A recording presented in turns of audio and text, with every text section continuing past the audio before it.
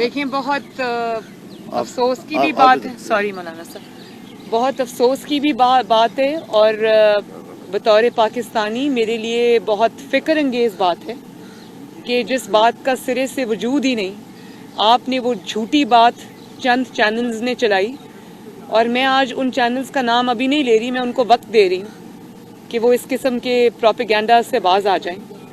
میں نے وہ میری ویڈیو بھی ہے, آن ریکارڈ ہے, میں نے دونوں ہاتھوں سے اپنی پارٹی کو, اپنی لاہور کی قیادت کو, لاہور کے ایم این ایز کو, لاہور کے ایم پی ایز کو دونوں ہاتھوں سے سلام کیا, ان کی ایفرٹس کو اپریشیٹ کیا, ان کی ایفرٹس کو اکنالج کیا. انہوں نے دن رات ایک کیا, اور یہ جلسے سے پہلے بھی جس طرح سے وہ ریلیز میری ہوئی ہیں ماشاءاللہ لاہور کے چپے چپے میں, پورے پاکستان نے دیکھا ہے وہ. اور دوسری بات یہ کہ جس طرح کا کل ماشاءاللہ وہاں پر جلسہ تھا, جلسہ میں نے بلکہ یہ ضرور بات میں نے کہی تھی کہ مجھے اس بات کا گلہ ہے آپ سے کہ آپ نے جلسہ گاہ چھوٹی رکھی, اور چھوٹے ہونے کے وجہ سے لوگوں کو باہر پل پہ کھڑے ہو کے خطاب سننا پڑا, باہر جو سڑکیں تھیں وہ جام ہو گئیں, ٹریفک گزر نہیں سکی. ہمارے جو بہت سارے, ایک جلسہ گاہ کے اندر ہو رہا تھا, ایک جلسہ گاہ کے پیچھے ہو رہا تھا, وہ لوگ جلسہ گاہ میں نہیں آ سکے, ایک جلسہ سڑکوں پہ ہو رہا تھا. تو میں شاید خاقان عباسی صاحب کوئی گھنٹہ تاخیر سے پہنچے کیونکہ ان کو راستہ نہیں ملا سڑک سے جلسہ گاہ میں آنے کا. مجھے انہوں نے آج بتایا کہ میں موٹر سائیکل پہ, کسی کی موٹر سائیکل پہ بیٹھ کے جلسہ گاہ میں پہنچا ہوں. اس وقت تک تقریباً کافی جلسہ ہمارا گزر چکا ہوا تھا. تو میں پوری زندگی, آپ یقین کریں, میں نے کبھی ایسا جلسہ نہیں دیکھا جہاں اتنی شدید ٹھنڈ کے باوجود مجھے کوئی کرسی نظر نہیں آئی. مجھے نہیں پتا جو وہاں پر پنڈال میں کرسیاں رکھی گئی تھیں وہ کہاں چلی گئیں. لوگ کھڑے رہے, گھنٹوں کھڑے رہے, اور جلسہ انہوں نے کھڑے ہو کے دیکھا اور سنا. کیونکہ ساؤنڈ سسٹم کی رش ہونے کی وجہ سے تاریں بھی ٹوٹ گئیں, لائٹنگ کی بھی, لائٹس بھی آف ہو گئیں کیونکہ تاریں ٹوٹ گئیں. لوگوں کو نہ صحیح سے آواز آ رہی تھی, نہ لوگوں کو صحیح سے بیٹھنے کی جگہ ملی. لیکن میں حیران ہوں کہ میں نے اتنا جذبہ اپنی پوری زندگی کسی جلسے میں نہیں دیکھا. اتنی سردی کہ آپ یقین کریں, ہم لوگ سٹیج پہ بیٹھے ہوئے تھے. جب میں نے کل جلسے میں کہا کہ میری کلفی جم گئی تو اس میں کوئی ایگزیجریشن نہیں تھی. مجھے اتنی سردی لگی کہ میری تھوڑی طبیعت بھی گاڑی میں جا کے خراب ہو گئی.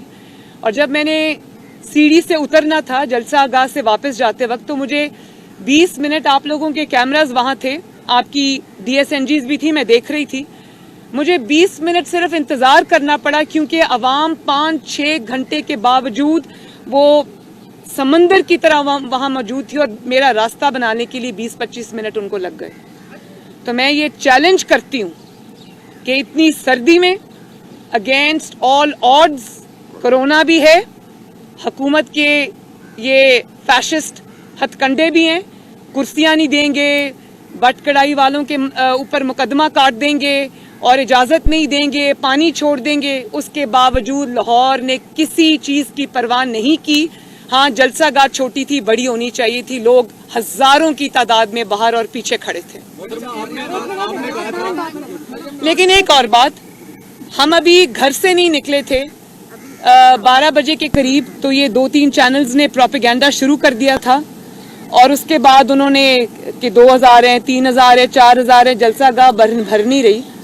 تو یہ تو پروپیگنڈا میں 12 بجے, ابھی میں گھر سے نہیں نکلی تھی تو یہ پروپیگنڈا شروع ہوا. لیکن مجھے دیکھیں, جس کو حقیقت کا پتہ اس کو پتہ ہے. حکومت کو بھی آج جو خبریں ملی ہیں, جو وہاں پہ لوگ ایجنسیز کے موجود تھے, جو خبریں انہوں نے دی ہوں گی, مجھے پکا پتہ ہے کہ ادھر جو ہے وہ صفے ماتم بچھی ہوئی ہے. اور جیسے ان کو صبح نماز کے بعد بالکل, اور آپ نے سچ نہیں دکھایا, کچھ چینلز نے سچ نہیں دکھایا, لیکن فورن میڈیا جس میں الجزیرہ بھی شامل ہے, BBC بھی شامل ہے, انہوں نے ہمارے چند ایلیمنٹس جو ہے میڈیا کو اس کو آئینہ دکھایا. آج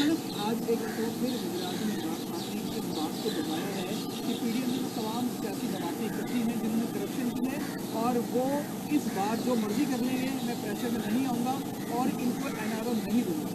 یہ بات وہ اس لیے کر رہے ہیں کہ وہ خود پریشر میں ہیں. یہ باتیں پریشر میں کی جاتی ہیں جو وہ کر رہے ہیں. वो प्रेशर में हैं तो तभी ये बात कर रहे हैं। मरियम साहबा, ऐसे नहीं हो सकता। हाँ, बात करो। मरियम साहबा, ये बताइए कि आप वज़ीर-ए-आज़म से मुज़ाकरत करने से इनकार कर चुके हैं। क्या अगर आप उनके सिलेक्टर की तरफ से मुज़ाकरत की दावत आती है आपको, क्योंकि मेन फरीक जो है वो आप ही पीएमएन है, अब सिलेक्टर की तरफ से मुज़ाकरत की दावत आती है तो क्या उनके सिलेक्टर के साथ हम मुज़ाकरत करने को बैठने को तैयार हैं आप? मैंने ये बात पहले भी कह चुकी हूँ कि हम अब अवाम की अदालत में जा चुके हैं, अवाम के साथ हमारी बात हो रही है और अवाम के साथ ही हमारी बात होगी, चाहे वो सिलेक्टेड हों या सिलेक्टर्स हों। अब उनको पीछे जाना पड़ेगा, अब अवाम लीड करेगी, अब आगे चलेगी।